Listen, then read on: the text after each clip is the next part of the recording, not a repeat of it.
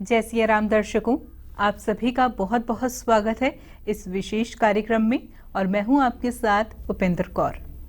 दर्शकों, अभी तक इस कार्यक्रम में आपको यह समझाया गया कि अभी जो कुछ भी चल रहा है या जो कुछ भी हो रहा है वह कुछ नया नहीं है। यह सब कुछ पूर्व में हो चुका है या पूर्व में निर्धारित किया जा चुका है।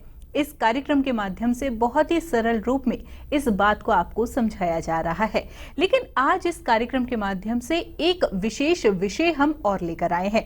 वो विषय क्या है जरूर हम आपको बताएंगे, लेकिन उससे पहले मिलकर स्वागत करते हैं हमारे बेहद ही खास मेहमान का, जो कि आज भी हमारे साथ स्टूडियो में उपस्थित हुए हैं। जी हाँ, हम बात कर रहे हैं मोटिवेशनल स्पीकर सौरभ जी की। तो आइए सबसे पहले मिलकर उनका स्वागत करें।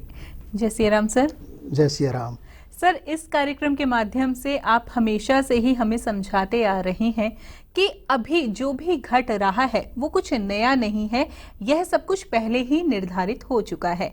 और ऐसे में आपने पिछले कार्यक्रम में हमें समझाया था कर्मों के बारे में। तो कर्मों से संबंधित ही एक प्रश्न मन में उत्पन्न हुआ है। सवाल यह है, प्रश्न यह है कि कई बारी हम ऐसा देखते हैं कि यदि दो व्यक्ति सामान्य कर्म कर रहे हैं, यानी कि सेम कर्म कर रहे हैं, लेकिन फिर भी उन्हें फल जो है वो अलग अलग प्राप्त हो रहा है, तो ऐसे में जानना यह चाहेंगे कि सामान्य कर्म करने के बावजूद भी हमें सेम फल क्यों नहीं प्राप्त होता। इसको हम बहुत सामान्य तरीके से समझते हैं, चिकित्सक और मरीज।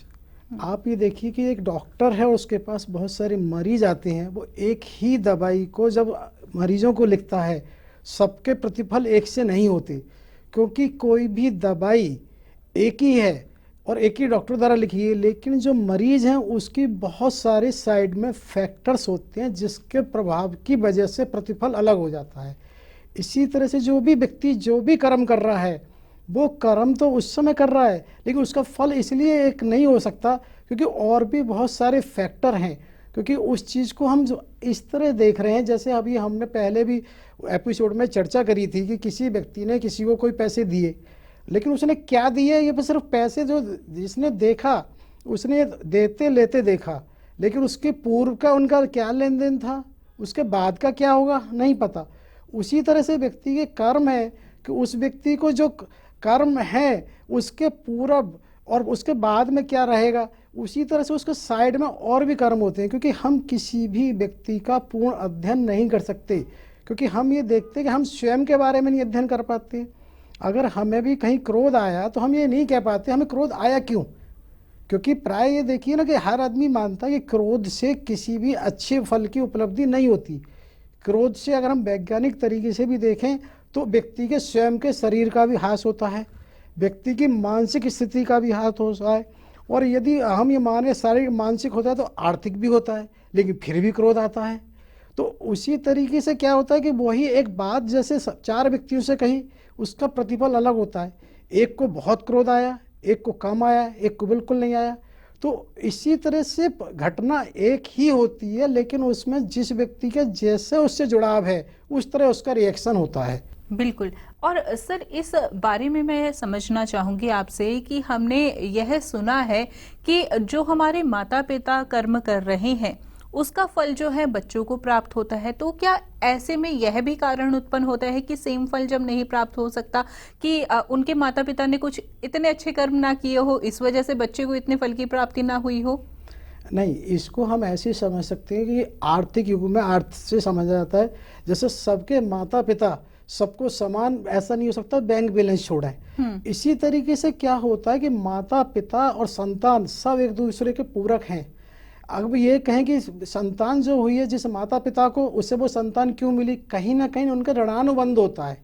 अब आप ये कहें भाई एक ही संतान जैसे सबके सभी ये चाहते हैं जैसे राम जी का जन्म हुआ हर घर घर में राम जी हो जाए, लेकिन ऐसा नहीं हो सकता। क्यों नहीं हो सकता? क्योंकि राम जी होने के लिए उनके माता पिता ने कितनी कठोर तपस्या की, कब से वो चीज़ें शुरू हुई, मनु शत्रुपा से शुरू हुई, उन्होंने वहाँ जाके वो की, तब वो इतने समय के बाद प्राप्ति हुई। तो इसी तरह से यदि उत्तम संतान, हमारे यहाँ सब चीज़ें शास्त्रों में हैं, हमारे यहाँ तो ईवन धन गर्भाधान का भी मुहूर्त होता है कि उस समय अगर ऐसे किया जाता है, जैसे गौतम बुद्ध हैं, गौतम बुद्ध के लिए उस समय वाकायदा मुहूर्त निकाल के जब उस प्रक्रिया को कराया गया था, क्योंकि हमारे यहाँ इतना बारीक अध्ययन हो चुका है, लेकिन उसे शास्त्रों में उसका उपयोग ना करने की वजह से वो बिल्कुल अज्ञात में हो गया है। लेकिन अगर वास्तव में वो किया जाए तो हर चीज़ लॉजिकली है, हर चीज़ साइंटिफिकली है, ऐसा नहीं है। क्योंकि हमारे यहाँ जितना अध्ययन हुआ है उसी पर हुआ था किस कर्म का क्या प्रभाव है। जैसे आज आप एक बात देखते हैं कि सब जगह प्रोडक्ट पे बहुत रिसर्च होती है, एक्ट पे नहीं है। आज पूरे विश्व में कि हर प्रोडक्ट का अपडेशन चल रहा है, लेकिन एक्ट का नहीं चल रहा। हमारे यहाँ हर चीज़ के एक्ट का इसका प्रभाव देखा जाता था, ये एक्ट हुआ क्यों, इसका क्या प्रभाव होगा, और ये पूरे हर एक्ट की उसमें उस पर सुधार किया जाता था। अगर भाई क्रोध क्यों आया और क्यों नहीं आना चाहिए। आज हमारा सबका मोटो है क्रोध आया तो ठीक है, नहीं आया तो भी ठीक है। उस पर हम लोग नहीं कार्य कर रहे हैं, जबकि पहले मूल रूप से जो कार्य होता था प्रोडक्ट से साथ साथ एक्ट पे भी होता था। अब जैसे क्रोध की बात की जा रही है, जैसे कि आपने कहा कि कई व्यक्ति होते हैं बहुत ज्यादा क्रोध आता है और कईयों को नहीं भी आता, तो ऐसे में वही बात आई कि क्रोध को कैसे नियंत्रित किया जा सकता है, हमें क्या कुछ करना चाहिए। और आप हमेशा तप की बात कहते हैं कि हमें तप करना चाहिए, तप फिर कैसा होना चाहिए, क्योंकि तप की जब बात आनी है ना तो हमें ध्यान ये आता है कि ध्यान करता हुआ व्यक्ति या मंत्र उच्चारण करता हुआ व्यक्ति, तो तप से तात्पर्य क्या है? ऐसा ही इसको बहुत साधारण समझ सकते हैं। ऐसा मंत्र और ध्यान तो हमें ऐसा लगता है आज हर व्यक्ति अपने जहाँ भी है वो वहाँ से तप कर सकता है। कैसे? तप का तात्पर्य यह है कि अनुकूल और प्रतिकूल जितनी चीज हमें प्रतिकूल लग रही है वो क्यों लग रही है, ठीक है। अगर जब वो प्रतिकूल से अनुकूलता की ओर हो गई उसका तप हो गया। भाई ऐसा जो चीज मुझे अच्छी क्यों नहीं लग रही है वो तो घटित हो ही इसलिए रही है। सर इसको मैं थोड़ा सा वैसे वाले उदाहरण से जानना चाहूंगी, जैसे आप नॉर्मल भाषा में हमें उदाहरण देके बताते हैं, बैंक का उदाहरण या फिर अन्य उदाहरण, उस तरीके से समझना चाहेंगे। इसको हम ऐसे समझते हैं कि आज समाज, परिवार, सब जगह एम्प्लॉयर एम्प्लॉय, उसको हम सभी जगह जब देखते हैं तो रिश्तों पे एक बात आती है, वो उसको अनुकूल नहीं मानता। कोई कहता है मेरी संतान मेरे अनुकूल नहीं है, किसी का माता पिता, कोई भाई बहन, कोई। तो आखिर एक चीज़ हम ये मान लें ना, जो हमारे अनुकूल नहीं है वो है क्यों?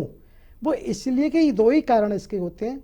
एक तो ऋणानुबंध है, हो सकता है मेरा पुराना लेन देन इस तरह का है जिसको पूरा होना है, जब तक वो पूरा नहीं होगा वो बकाया रहेगा, वो चलता रहेगा। दूसरा हो सकता है, जैसे अभी हमने पहले भी चर्चा करी थी, कि कहीं ना कहीं उस ब्रह्मांड नायक की कोई ऐसी लीला चल रही होती है जिसमें तुम्हारे द्वारा भी कुछ घटित हो रहा होता है, जिसकी वजह से वो उस घटना को आपके द्वारा भी कहीं, हर व्यक्ति की कहीं ना कहीं उसका रोल जरूर रहता है। और सर कई बार हम ऐसा भी कहते हैं ना कि यदि हम कोई कर्म कर रहे हैं तो उसका फल हमें मिलेगा ही मिलेगा, यानी कि वही बात आगे, जैसे कि आप कहते हैं कि जो कुछ भी हो रहा है वो हमारे पूर्व से जुड़ा हुआ है, यानी कि भूतकाल से जुड़ा हुआ है, यानी कि अभी जो हम कर्म बिना सोचे समझे कर देते हैं वो बाद में हमें फिर फल प्राप्त होता है उसका, लेकिन हम उस बात को फिर याद नहीं रखते कि उस समय हमने ऐसा किया था। अच्छा सर, यहाँ पे एक सवाल मैं आपसे यह करना चाहूंगी अब, जैसे कि आपने पिछले कार्यक्रम में स्वप्नों की भी बात कही थी कि स्वप्नों का भी कुछ ना कुछ अर्थ होता है। ऐसे में मन में यह प्रश्न उत्पन्न हुआ, जैसे कि आप कर्मों की बात कर रहे हैं, स्वप्नों की भी आपने बात की, तो ऐसे में क्या, जैसे कई लोग ऐसे होते हैं कि उन्हें इंट्यूशन पहले से ही हो जाती है कि कुछ होने वाला होता है तो उन्हें इंट्यूशन होगी, हालांकि ऐसा नहीं है कि वो बहुत धार्मिक है या फिर बहुत अच्छे कुछ ऐसा कर्म कर रहे हैं, लेकिन इंट्यूशन हो जाती है, तो ये कैसे होता है? क्या होता है कि हर व्यक्ति की मानसिक क्षमता क्या है उसका अंदाज़ा नहीं लगाया जा सकता। अभी हम लोग शारीरिक क्षमता को देखते हैं, लेकिन मानसिक क्षमता को वैसे लोग सुनने में आता है आईक्यू टेस्ट होता है, लेकिन आईक्यू टेस्ट व्यवहारिक में नहीं होता। उसके बावजूद वो मानसिक क्षमता उसकी अपनी परिवर्तित होती रहती है। उस मानसिक क्षमता के ऊपर परिणाम आते हैं। अगर हम उसको ये देख के चलते हैं कि भाई जो व्यक्ति का वहाँ फल है वो अलग है क्यों, क्योंकि अल्टीमेट वहाँ कहीं ना कहीं उसकी चीज़ें पहले से वो कितना स्ट्रॉन्ग है। अब मान लो एक व्यक्ति कहीं से लखपति है, वो व्यक्ति बहुत जल्दी 10 लाख भी पे हो सकता है, और जो व्यक्ति 1000 से शुरू कर रहा है उसे 10 लाख रुपये तक की यात्रा बहुत मुश्किल होगी। तो ये साथ साथ जुड़ा हुआ कि पहले वो है क्या, तभी उसके बाद उसका परिणाम उस पर आएगा। अब यहाँ पर सर मन में एक प्रश्न और उत्पन्न हुआ। पिछले कार्यक्रम में जब आपने स्वप्नों की बात की थी और अभी भी मैंने जिक्र किया कि आपने बताया था कि स्वप्नों का कुछ ना कुछ अर्थ होता है, लेकिन पिछले कार्यक्रम में हमारे पास समय शेष नहीं बचा था तो हमने इस विषय को नहीं ज्यादा उठाया था। तो ऐसे में आज इस कार्यक्रम के माध्यम से मैं समय का फायदा लेना चाहूंगी, समय का लाभ उठाना चाहूंगी कि स्वप्न किस तरीके से हमें सब कुछ बताते हैं, स्वप्नों का क्या अर्थ है, स्वप्न क्या होते हैं। जी, स्वप्न, सो पहले हम देखें स्वप्न एक शब्द क्या है। स्व प्लस पन, अपनापन, स्वप्न का अर्थ है। अब उस स्वप्न में क्या होता है कि एक व्यक्ति मानसिक है, जैसे एक हम देखते हैं कंप्यूटर में आजकल सीपीयू होता है। वो सीपीयू क्या है? प्रोसेसर, जो कुछ आपके साथ हो रहा है वो उसको प्रोसेस विधि को करता है। उसी तरह से स्वप्न क्या है कि जो कुछ आपके साथ घटित हो जाता है। प्राय देखते हैं स्वप्न दो तरीके के होते हैं। या तो आपके स्वप्न में वो आता है जो घट चुका है। क्या होता है कि कई बारी हमारे दिमाग में वो चीज़ें आती हैं, वो गलत हुआ सही हुआ, वो रिव्यू होता रहता है। या कहीं कहीं व्यक्ति को भविष्य में, तो अंतर यहाँ क्या है? जो भविष्य दृष्टा है उसके स्वप्न में भविष्य की चीज़ें आ सकती हैं, और जो उससे जुड़ा हुआ है, किसी ने, जैसे होता ना एक आदमी ने अपमान हुआ, वो उसको ऐसे पकड़ के बैठा है कि उसको नहीं भूल पाता। इसको हम बाद में आगे भी जब के को स्वप्न के बारे में चर्चा करेंगे तो और विस्तार से करेंगे। तो इसमें लेकिन होता क्या है कि अब बात आती है ऋषि मुनियों की। भी ऋषि मुनि का उनका क्या है? ऋषि मुनि इतना तप कर चुके होते हैं कि एक एक ऋषि मुनि हमारी इस तरह से हैं, जैसे आज हम ये मान सकते हैं सुपर स्पेशलिटी की डिग्री हमारे यहाँ होती है। अब हम ये देख रहे हैं कि देखते देखते डॉक्टर हमारे यहाँ जो सुपरलेटिव डिग्री करते हैं, वो सुपरलेटिव डिग्री है क्या? हमारे बॉडी के अगर पार्ट्स को हम देखें तो अनेकों अनेक पार्ट हैं। अगर किसी भी एक पार्ट का ही हम देखें, आँख है तो आँख के ही हम देखेंगे कितनी तरह के डॉक्टर्स हो गए। उसमें कोई स्क्विंट स्पेशलिस्ट है, कोई कैटरेक्ट स्पेशलिस्ट है, कोई बहुत सारी है, उसमें कोई फिजिशियन है, कोई सर्जन है, कोई इतनी कैटेगरीज हैं। लेकिन अल्टीमेट क्या किया उन्होंने? केवल आँख को, और आँख क्या है कि केवल एक हमारे शरीर का हिस्सा। इसी तरह से हमारे ऋषि मुनियों ने, जिसने जो मंत्र को तप किया, उसने इतना डीप अध्ययन किया कि उसका कब कब किस किस पर कितना प्रभाव हो सकता है उसने जाना, और उसे जान के उसने सबको बताया, जिसका लाभ सबको मिलता है। जैसे आज हम ये देखते हैं ना कि उस डॉक्टर ने एक रिसर्च की, भाई इस दवा का ये प्रभाव पड़ता है। आज सारा विज्ञान क्या कर रहा है? आज सारा विज्ञान उस हमारे शरीर में होने वाली क्रियाओं को ही तो समझ रहा है। उस क्रियाओं को समझने के लिए हमारे कई चीज़ें डेवलप हो गई। जैसे पैथोलॉजिकल टेस्ट क्या है? पैथोलॉजिकल टेस्ट ये भाई शरीर में क्या परिवर्तन होते हैं। अगर ये आपका नॉर्म्स है, जैसे एक व्यक्ति से हमने साधारण बात की, एक को क्रोध आ गया, एक को नहीं आया, तो उसे क्रोध आया, जिसका मतलब कोई सामान्य बात नहीं हुई। इसका मतलब वो पहले से कहीं ना कहीं एक सामान्य नहीं कह सकते, हो सकता है पहले से कुंठित हो सकता है पहले से कुछ हो, जिसकी वजह से क्रोध आया। इसी तरह से हमारी आज भी पैथोलॉजी क्या करती है कि उन्होंने नॉर्मल रेंज बनाई, इससे यदि कम और इससे ऊपर है तो व्यक्ति को यह माना जाता है कि वो रोगी है। उसी तरह से हमारे हर चीज़ का एक दर्शन था कि इस व्यक्ति को कैसे किया जाए, फिर उसको कैसे उपचार किया जाए। जैसे हम देखते हैं पैथोलॉजिकल टेस्ट के बाद उपचार होता है। उपचार कौन करेगा? चिकित्सक करेगा। चिकित्सक के पास कौन होता है? जिस पर एक बहुत अध्ययन होता है। इसी तरह से हमारे जो ऋषि मुनि थे, उन्होंने इतना अध्ययन किया हुआ था कि वो हर चीज़ का अध्ययन करके ही फिर बताते थे इसको ऐसे किया जाए। भाई आज भी हम पैथोलॉजिकल टेस्ट से, डायग्नोस्टिक सिस्टम से, और जो भी सिस्टम है उन सबसे हम जान क्या रहे हैं? इस शरीर के परिवर्तन को ही जान रहे हैं। लेकिन ऐसा नहीं है कि हम केवल इसी सिस्टम को परफेक्ट करें। आप एक चीज़ देखिए ना, पैरेलल अभी भी हम ये देखते हैं कि एलोपैथिक के साथ साथ अन्य प्रक्रियाएं भी हैं जी, और विदेशों में भी चल रही होती हैं। अगर आप ये देखेंगे बहुत सारी रिसर्च हमारे यहाँ अभी भी कलर्स पे, एक्यूप्रेशर, होम्योपैथिक, यानी कि उन सब ने भी ये माना कि उनके भी अपने प्रभाव होते हैं। अब होता क्या है कि हम एक दूसरे के प्रभाव को अपने को बढ़ाने के लिए कम कर देते हैं। उसने होम्योपैथिक वालों ने कहा भाई एलोपैथिक के नुकसान है, एलोपैथिक वालों ने कहा होम्योपैथिक के हैं। लेकिन वास्तविकता ये है कि सब अपने आप में कोई 100% नहीं और कोई 0 नहीं है, क्योंकि सबका एक ही है कि उसका कहीं ना कहीं प्रभाव आया। होता ये सब एक ही बात को स्वीकार करते हैं। हम किसी भी तरह से कहें कि अल्टीमेट किस चीज़ का इस शरीर पर क्या प्रभाव पड़ता है, सिर्फ उन्होंने उस प्रभाव को जाना तो उसका उन्होंने अपने तरीके से उपचार किया। आज कितनी सारी थ्योरी हम देखते हैं, कोई यूनानी कहता है, कोई उससे कहता है, कोई चाइनीज कहता है, लेकिन सबका एक ही उद्देश्य है। उसका उद्देश्य यही है कि भाई इस चीज़ का ये प्रभाव होता है, इसके कारण ये रोग होता है और इसके कारण निरोग होता है। तो हमारी भारतीय संस्कृति हमेशा निरोगता पे ही काम किया है और रहेगा। बिल्कुल, जैसे कि फिट रहने के लिए भी अलग अलग एक्सरसाइज होती है, योगा है, हम जिम जाते हैं, रनिंग करते हैं, मतलब अलग अलग चीज़ें हैं, लेकिन हमारा उद्देश्य है फिट रहना है। और ऐसे ही अगर हम दवाइयों की भी बात कर रहे हैं, यानी कि एलोपैथी है, होम्योपैथी है, आयुर्वेदिक है, लेकिन उसका उद्देश्य क्या है? हमें निरोगी बनाना। तो यही बात है। अच्छा सर, जैसे कि आपने पिछले कार्यक्रम में भी हमें समझाया था ये एक बात कि एक ही सिस्टम है, चाहे कुछ भी कर लो, सिस्टम एक ही है। ये सिस्टम के बारे में जानना चाहूंगी कि सिस्टम से क्या तात्पर्य है? सिस्टम से ये तात्पर्य है कि कोई भी व्यक्ति उससे अछूता नहीं है। कभी भी कोई भी व्यक्ति कुछ भी कर रहा है, जैसे हम आज इसको ऐसे देखते हैं कि ब्रह्मांड को कितना बड़ा विस्तार है, उसकी बात अक्सर होती है, विज्ञान ने ये किया वो किया, और हम ये मानते हैं जैसे हमारी पृथ्वी है कि पृथ्वी किसका, सूर्य का परिक्रमा करती है। तो वो ऐसे नहीं आज से करती है, उस समय से करती है। लेकिन एक बात देखिए ना कि सूर्य 13 लाख गुना बड़ा माना जाता है पृथ्वी से, और जबकि हम ये भी कहते हैं कि भाई सूर्य अपने आप में एक गैलेक्सी, हमारा आकाशगंगा उसका हिस्सा है। सूर्य जैसे उसमें कितने हजारों सैकड़ों नहीं करोड़ों तारे हैं। अगर उसको हम और विस्तार से जब देखते हैं तो आकाशगंगा जैसी कितनी करोड़ों हमारे यहाँ गंगा हैं।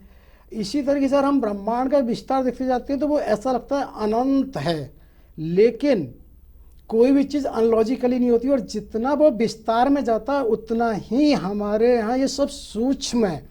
हमारे ऋषि मुनियों ने इनका इतना अध्ययन किया कि इवन व्यक्ति जब बोलता है और टच करता है और सुनता है तो तीनों क्रियाओं के साथ क्या परिणाम होते हैं। इसीलिए उन्होंने हमारे यहाँ इतने मंत्रों का अध्ययन किया कि मंत्र के साथ में अगर ये करने से ये परिणाम आता है, तो इसका सबका एक ही उत्तर है कि लेकिन जो भी कुछ घटित हो रहा है वो एक स्वतः प्रक्रिया के हो रहा है, कि ऐसा नहीं होगा कि किसी के साथ और होगा। वो कर्म फल इसलिए अलग हमें दिखाई देते हैं क्योंकि उस व्यक्ति की उस समय की स्थिति अलग है। जैसे मैंने पूर्व में भी बताया कि एक व्यक्ति 1 लाख वाली स्थिति पर खड़ा है तो 10 लाख पे पहुंच गया, और 1,000 पे खड़ा है तो उसे 10 लाख तक पहुंचने में टाइम लगेगा। अब आपको भाई वो भी सेम स्पीड से है, तो होता क्या है, सबसे पहले कौन व्यक्ति कहाँ और कैसे खड़ा है। कभी कभी क्या होता है ना, व्यक्ति को हमें ये जानना आवश्यक है, तब उसे सलाह दें। हुआ क्या, वो व्यक्ति के हमने ये तो पूछ लिया वो कहाँ खड़ा है, लेकिन हमने दिशा नहीं पूछी। अब क्या वो जिसे तुम लेफ्ट कह रहे हो वो उसके लिए राइट हो गया, जिसके लिए राइट कह रहे हो लेफ्ट। तो इसीलिए किसी भी चीज़ का अध्ययन आवश्यक है। अगर एक भी गलती होगी तो परिणाम उसी के अनुसार होंगे, लेकिन ऐसा नहीं है कोई ऑटो सिस्टम में प्रभावित हो जाएगा। वो ऑटो सिस्टम हमेशा एज इट इज रहता है। जैसे कैमरे के सामने कोई भी व्यक्ति कहीं भी कुछ भी करे वो तो उसी को रिकॉर्ड करेगा, कैमरा डिस्क्रिशनरी नहीं करेगा। उसी तरह से उसका स्वतः सिस्टम है कि वो हमेशा ऐसे ही रहेगा। सर, यहाँ पे जैसे आपने रिकॉर्ड शब्द का यूज़ किया तो ऐसे में मन में विचार यह उत्पन्न हुआ, जैसे कि आपने कहा था कि लेखा जो है वो लिखा जा रहा है। हम जो भी कर्म कर रहे हैं उसका लेखा लिखा जा रहा है और उसका फल हमें प्राप्त होता ही है। तो ऐसे में कई बार मनुष्य जो है ऐसे कर्म भी कर देता है जो वो जानबूझ के नहीं करता। तो ऐसे में क्या उसका भी लेखा लिखा जाता है और उसका फल फिर उसे उसी प्रकार से मिलता है कि भगवान या फिर जो भी सिस्टम हम शब्द यूज़ करें कि वो इसी प्रकार से उसका फल देते हैं कि इससे जानबूझकर हुआ है या अनजाने में हुआ है? ऐसा होता है, आप ये मान लीजिए समय और रुपया सबके लिए सेम होता है। अब क्या होता है कि कोई भी व्यक्ति, आप ये नहीं देखिए, ईश्वर की दी हुई व्यवस्था को देखिए, उसने हमें जिसको जो दिया सबको समान दिया। जैसे 24 घंटे का समय तो सबके लिए समान है। अब एक व्यक्ति तो कहता है मेरे पास समय ही नहीं है, मैं कहाँ से, कभी कभी कहते हैं लोग मरने का ही समय नहीं है, और एक व्यक्ति कभी ये नहीं कहता समय नहीं है। अब हम अपने योगी जी मोदी जी को देखें, इतनी सारी व्यवस्थाएं होती है तो कभी वो ये नहीं सुना समय नहीं है। और ऐसा नहीं, क्योंकि ये पॉजिटिव सोच है, वो सिर्फ ये सोचते हैं ये काम कैसे होगा, कभी ये सोच के नहीं किया जाता। ऐसा नहीं, वहाँ भी समस्या नहीं आती। ऑल ऑफ सडन बहुत सारी घटनाएं दुर्घटनाएं होती हैं तो उन पर भी विचार करना पड़ता है। तो उसी तरह से सिर्फ एक व्यवस्था ये कि हम कहाँ किस तरह से सोच रहे हैं। तो ऊपर वाले ने जो कुछ दिया है, धूप हवा पानी जल पृथ्वी सबके लिए समान दिए, उसने कहीं कोई पक्षपात नहीं किया है। जब उसका कोई पक्षपात नहीं है तो जो भी कुछ हम चेंज और पक्षपात करते हैं यहाँ करते हैं, वहाँ उसकी जो भी सारी व्यवस्था है सभी के लिए समान थी। तो जो रिकॉर्डिंग की बात है उसमें कहीं अंतर आ ही नहीं सकता, क्योंकि आप ये देखिए इतना सा फर्क है कि एक व्यक्ति के पास अगर 1 करोड़ रुपए है, उसके 10 रुपये माइनस हो गए, फर्क नहीं पड़ा। लेकिन जिसके पास 100 रुपये है और उसके 10 रुपये माइनस हो गए, उसका 10% चला गया। इसी तरह से हर कर्म माइनस प्लस है, लेकिन हुआ क्या कि एक का प्रभाव इसलिए नज़र आया उसकी परसेंटेज काफ़ी हो गई, एक का प्रभाव इसलिए नज़र नहीं आया उसकी परसेंटेज कम है, लेकिन वो परिणाम दोनों का एक ही है। चाहे वो 10 रुपये है तो दोनों के लिए 10 ही रुपये हैं। अगर किसी के लिए 2 मिनट है तो 2 ही मिनट है, ऐसा नहीं उसकी 2 मिनट का अर्थ अलग है और उसके 10 रुपये का अलग है। लेकिन परिणाम इसलिए एक का मैनेजमेंट इतना स्ट्रांग होता है कि वो उसमें बहुत कुछ कर लेता है, और एक व्यक्ति ये कहता है कि मैं कुछ नहीं कर सकता, इसमें क्या होगा।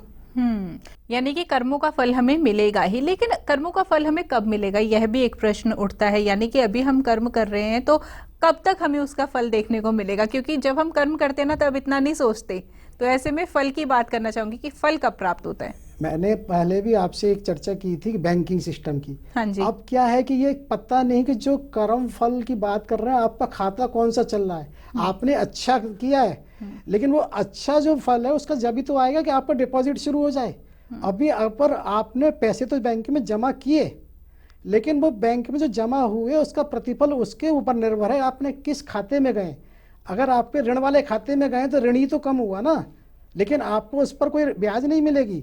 यदि इसी पैसे को कोई दूसरा व्यक्ति उसमें कर रहा है तो कर्म सेम हुआ, उसने भी 10,000 रुपये जमा किए, उसने भी 10,000 रुपये जमा किए, लेकिन प्रतिफल इसलिए दोनों का अलग आएगा क्योंकि एक का ऋण वाले खाते में गया है, एक का डिपॉजिट वाले खाते में गया है, तो परिणाम निश्चित रूप से अलग होगा।